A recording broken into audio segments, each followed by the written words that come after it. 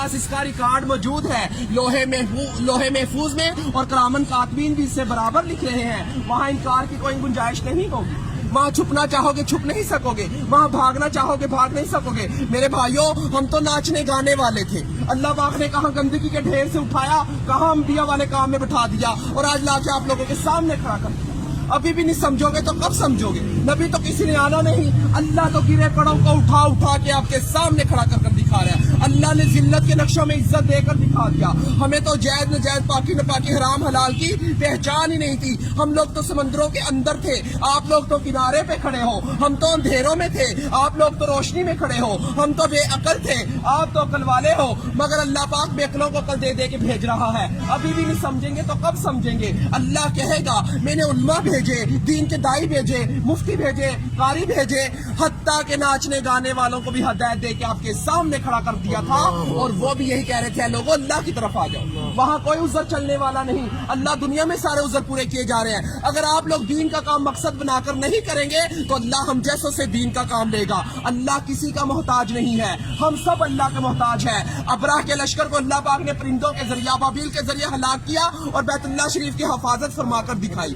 नमरूद को एक मच्छर के जरिए हलाक किया, जिस बादशाह के तख्त पर बैठकर वो सजदे करवाया करता था, उसी बादशाह के तख्त पर बैठकर अल्लाह पाक ने उसके सर में चित्तर मरवा के दिखाए। अल्लाह किसी का मोहताज नहीं है, हम सब अल्लाह के मोहताज हैं। मेरे भाइयों, अगर ये तबलीग की मेहनत ना होती तो हम जैसे कैसे राह रास्ते आते? ये काम बिल्कुल हक और सच है मेरे भाइयों, ये अंबिया वाला काम है, नबी तो किसी ने आना नहीं है। अगर ये तबलीग की मेहनत ना होती, चोर फराड जिनाई कैसे राह रास्त पे आते? ये वही मेहनत है मेरे भाइयों, इस मेहनत ने हमारे ऊपर करम कर दिया। अल्लाह हमारे बुजुर्ग दीन की हिफाजत फरमाए, जो ये कलमा लेकर हम तक पहुंचे। हम तो अल्लाह के हुक्मों को तोड़ रहे थे, नबी करीम सल्लल्लाहु अलैहि वसल्लम के तरीकों को छोड़ रहे थे। कहाँ से जन्नत के हकदार? जन्नत का हकदार वो है जो अल्लाह के अहकामात और नबी करीम सल्लल्लाहु अलैहि वसल्लम के तरीकों पर जिंदगी गुजारेगा। तो मेरे भाइयों, अब किसी नबी ने नहीं आना, खत्मे नबूवत के सदके ये काम मेरे और आप सब लोगों के जुम्मे है कि हम कलमा गो वाले बन जाए, ला इलाहा इल्लल्लाह मुहम्मद रसूलुल्लाह की दावत देने वाले बन जाए।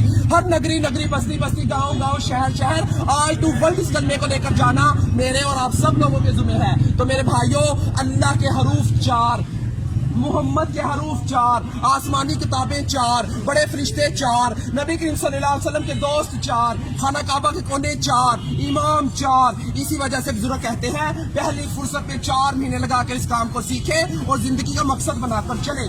सीखने के लिए 4 महीने, करने के लिए पूरी जिंदगी, फिरने के लिए पूरी दुनिया। तो मेरे भाइयों, सीखते सीखते करना है और करते करते मरना है। तो मेरे भाई, ये दुनिया हमारा इम्तिहान है, इबादत हमारी पहचान है और दाव इल्लल्लाह हमारा काम है। हम तो इस काम को करने के लिए मौत तक इरादा करते